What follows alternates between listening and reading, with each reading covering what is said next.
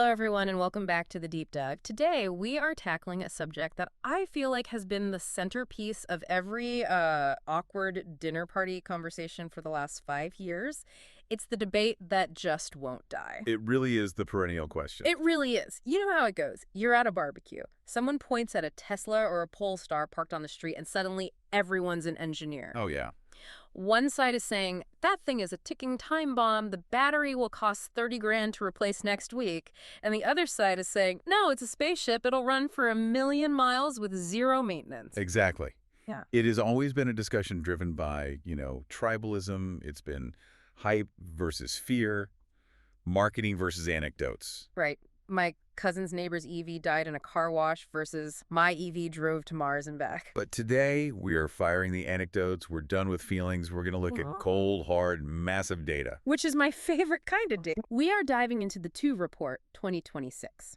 Now, for our listeners who might not be obsessed with German bureaucracy, can you set the stage? What is this report and why should we care about it more than, say, a Reddit thread? Well, this report is basically the heavyweight champion of car reliability studies. In Germany, the law is very, very strict. Every single car on the road has to undergo a rigorous technical inspection every 2 years. Okay. Just to make sure it's safe to drive. And this is all conduced by TÜV, the Technical Inspection Association. So they aren't just like glancing at the tires. Oh, no. They are putting the car on a list, shaking the suspension, testing the brakes on a dynamometer, checking every single light. It is thorough. Right. And this report, which is published on November 20, 2025, it compiles the results of 9.5 million of these inspections. 9.5 million. Okay, that is a sample size I can respect. And it covers inspections from July 2024 to June 2025. So this is the most current, comprehensive snapshot of vehicle health on the planet. And the reason we're doing this deep dive today is because there's a twist this year. A major milestone. That's right. For the very first time, enough electric vehicles have been on the road for enough years to generate statistically robust data. We have solid numbers on 18 different popular EV models. So we aren't just guessing anymore. We aren't guessing anymore. And spoiler alert for everyone listening, the results are absolutely wild. We have some EVs that are graduating at the top of the class, straight A students. And we have some very famous, best-selling electric cars that are, well, let's just say they're sitting in the corner wearing a dunce cap. It is a massive wake-up call for the industry. It is. And for anyone looking to buy a used car. So our mission today is simple and clear. We're going to strip away the noise and tell you the truth about whether used electric cars are actually reliable. But before we get to the specific winners and losers, we need to understand the playing field. When a TÜV inspects these 9.5 million cars, what actually counts as a failure? Okay, so they're looking for what they classify as significant failures, or FF.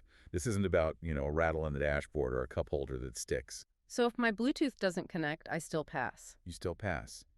A significant failure is a defect serious enough that the car is considered unsafe to be on public roads. Got it.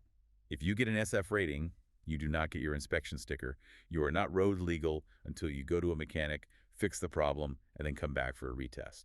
Okay, so we're talking about safety critical stuff, brakes, steering, lights, that kind of thing. Precisely. And the report breaks everything down by the age of the car. 2 to 3 years old, 4 to 5, all the way up to 10 plus. Today, we're mostly focusing on that 2 to 3 years old bracket because that's where most of the modern EVs are right now. Right. So before we zoom in on the electrics, what's the general vibe of the car market? Are cars getting better? Because I feel like I'm seeing a lot of clunkers out there lately. Your eyes are not deceiving you. The general trend is actually quite concerning. Across all 9.5 million cars, and the average age of a car in this study is 10.6 years. Okay. The average rate of significant failures is 21.5%. Wait, let me process that. 1 in 5 cars that drives into the inspection station fails.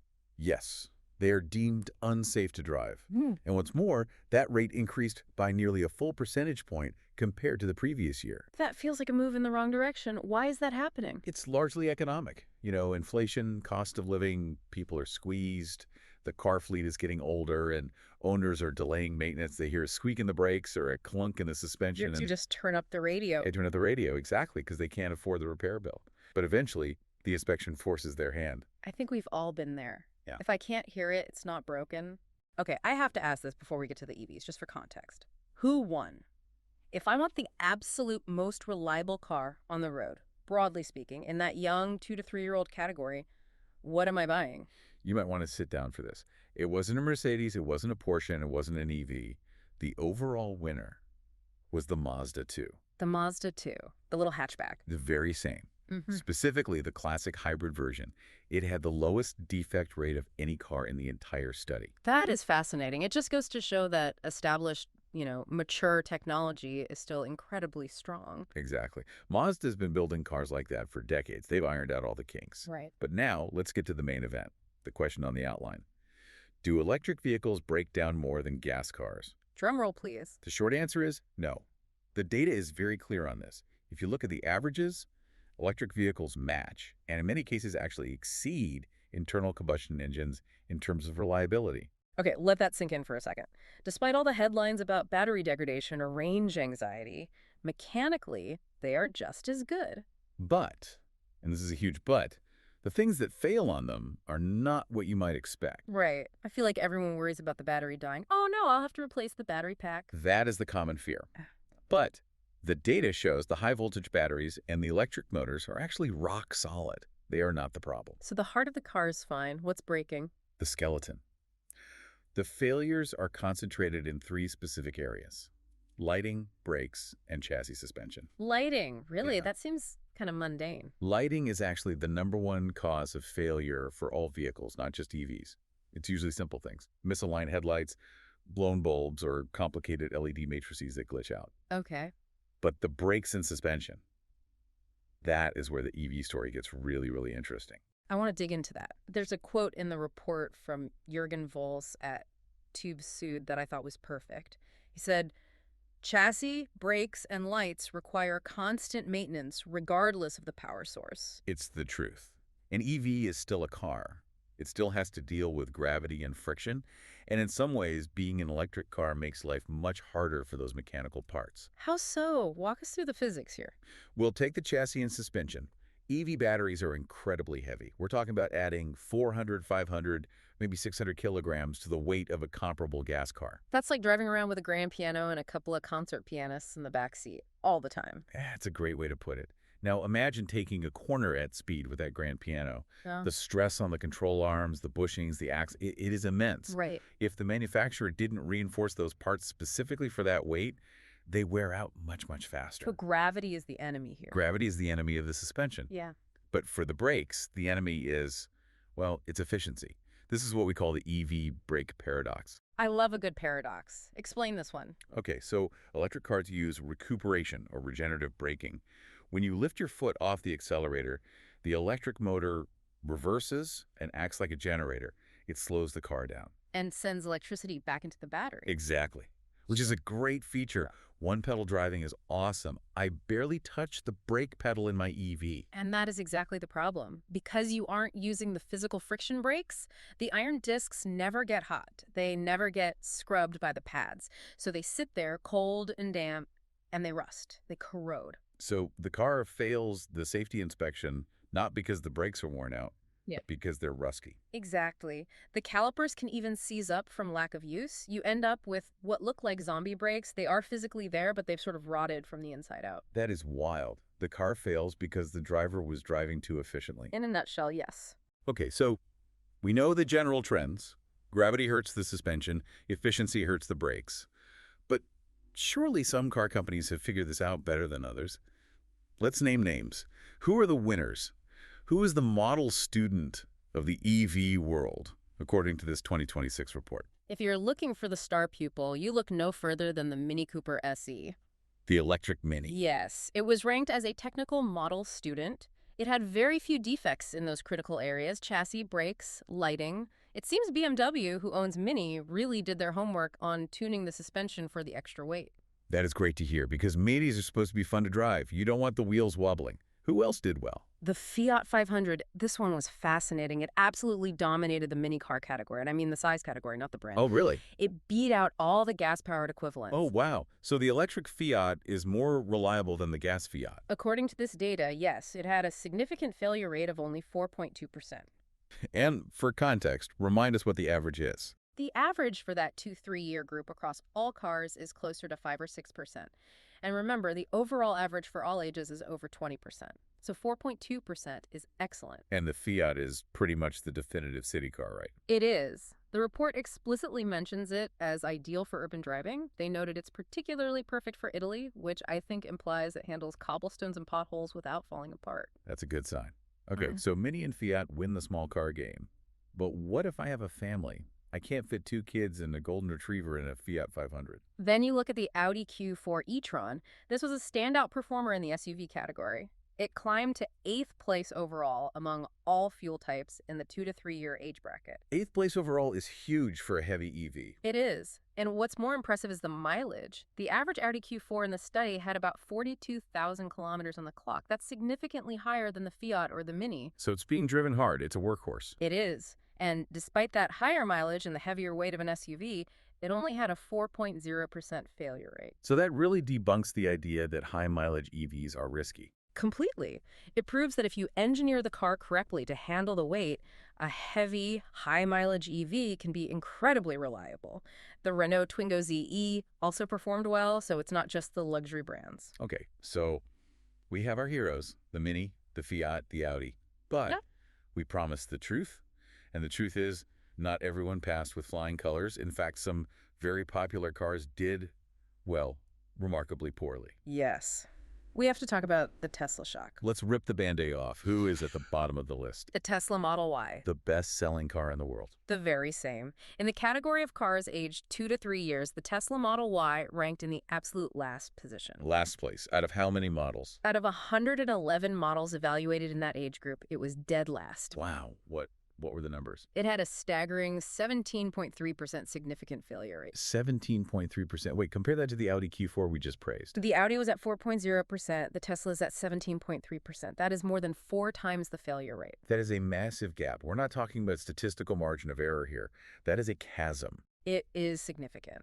And the Tesla Model 3 didn't fare much better. It was also among the Schlusslichter, which is the German term they use. It means the tail lights, or the bottom of the pack. Right. The Skoda Enyaq was also down there in the bottom 3. Okay, we need to understand why. Tesla is known for tech, for software, for superchargers. Why are their cars physically failing inspections so early? It comes back to the specific mechanical stress points we talked about. The suspension is the big one. The control arms and axle suspensions just seem to struggle with the vehicle weight on the Teslas.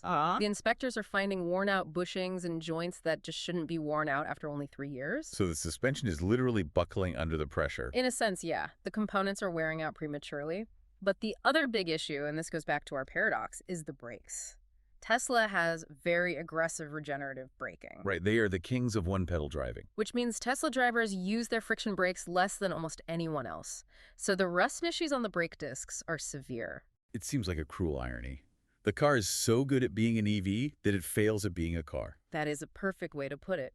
And they also had some issues with fog lights and lighting alignment. But the suspension and brakes, those are the expensive problems. This really highlights that reliability isn't just about gas versus EV. It's model versus model.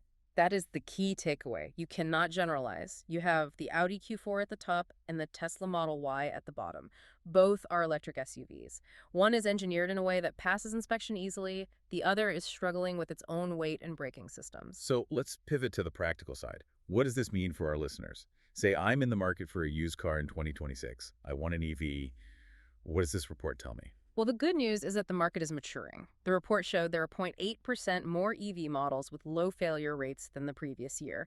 The manufacturers are learning. And I assume this data impacts prices. Hugely. We expect used EV prices to drop in 2026 as supply increases, and this report basically serves as a shopping guide.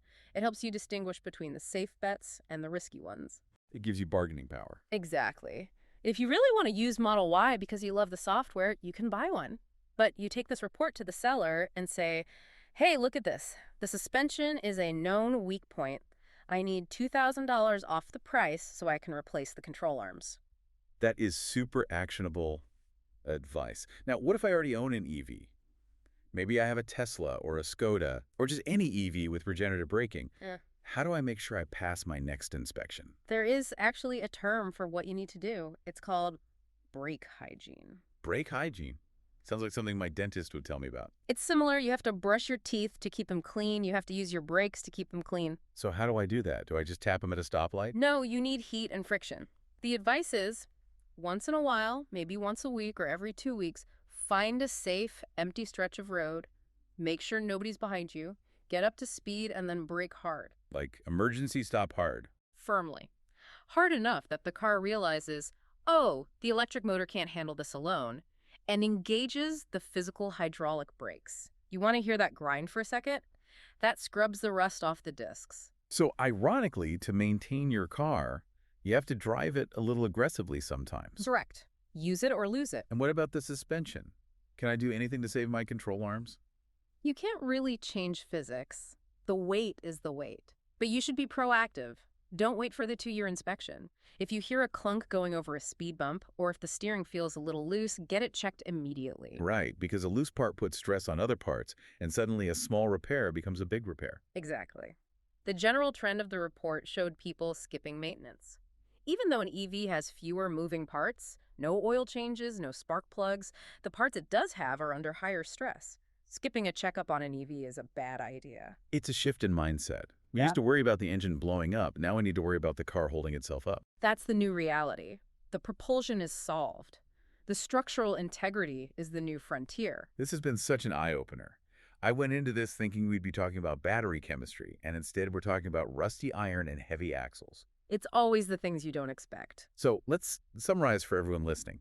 The deep dive takeaway today is that electric vehicles are proving to be just as reliable, if not more so, than compelling cars. The technology works, but, and it's a big but, you have to pick the right model. And you have to understand the specific needs of that machine. The biggest threat to your electric car isn't the battery dying. It's the rust on your brakes because you didn't use them enough. Which leads me to a thought I want to leave you all with today. We've spent the last 10 years obsessed with battery technology, squeezing every last electron out of the chemistry. But hearing this, I have to wonder, is it time to reinvent the mechanical brake? That's a fascinating question. If the friction brake is barely used, why are we still using big, heavy iron discs that rust? Maybe the electric age needs a completely new way to stop.